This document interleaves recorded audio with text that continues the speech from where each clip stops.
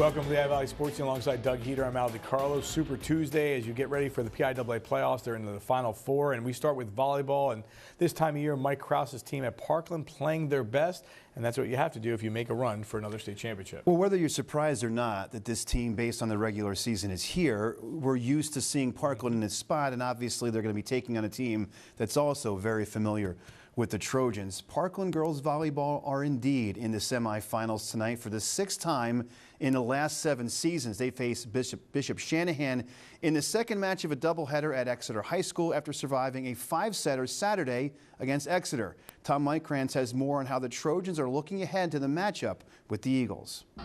Parkland went through final preparations late Monday afternoon for what they're hoping will be their second to last match of the year, not their last, when they face Bishop Shanahan Tuesday in the PIAA 4A semifinals.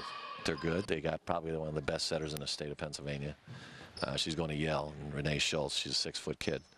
And she moves the ball around pretty good. They're going to run some middles that are going to be really quick.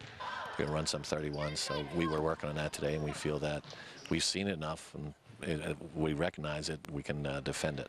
A win would propel the Trojans into their 5th championship in the last 6 years. They've mined 3 silver and 2 gold finishes in that span. These two teams also faced each other in last year's PIAA tournament, and the scenario pretty much the same. Happened in the semifinals. It took place at Exeter High School, with the Trojans advancing to the finals. They also faced each other in 2 early season tournaments. We don't really know yet, because from the beginning of the season when we played them, I think we've grown a lot, and I think they probably have grown too. So we'll see tomorrow. We saw them at Garden Spot in the first tournament of the year, and we played them in the finals. They got us in 3. In our invitational in the middle of September, we played them in the semifinals. We went 3, and they got us there.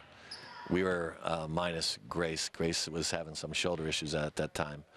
So we feel a little bit more confident that we can play with this team. Bishop Shanahan is making sure that last year's semifinal outcome is fresh in the players' minds. Well, they have their shirts called the Redemption Tour. Last year in the state semifinals, we defeated them, and they have a lot of kids that return. So they just made T-shirts, and their T-shirts say it's the Redemption Tour, and they feel tomorrow they're going to gain redemption in the semifinals. Our girls are excited about it, stepping up to the challenge, and let's see how we handle that. I think that's good. The rivalries in high school sports are great for the soul. They're saying it's redemption, but it's really on last year's team, so they're going to come at us with so much fire, and we just have to put it back on them. I'm excited. I think we have more losses this year than we have in the last 6 years combined. But the way the girls rebounded from it, they kept on coming in the gym. So there's something special about this group. A big focus this year is on team connection through connecting with the other people on the court and a positive attitude, and it really helps us win the long rallies and things. I think that is one of the most rewarding things when you see these kids look at where they were and want to get better, and they applied the process repeatedly to collectively get better unselfishly. On the scene at Parkland High School, Tom Mickrantz, 2 Sports.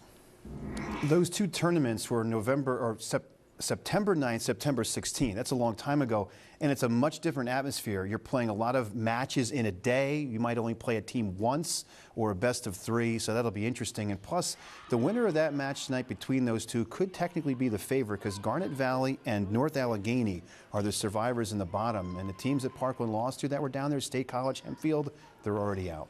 And if they win, 5 o'clock in Johnstown at Richland High School on Saturday afternoon. Moving along.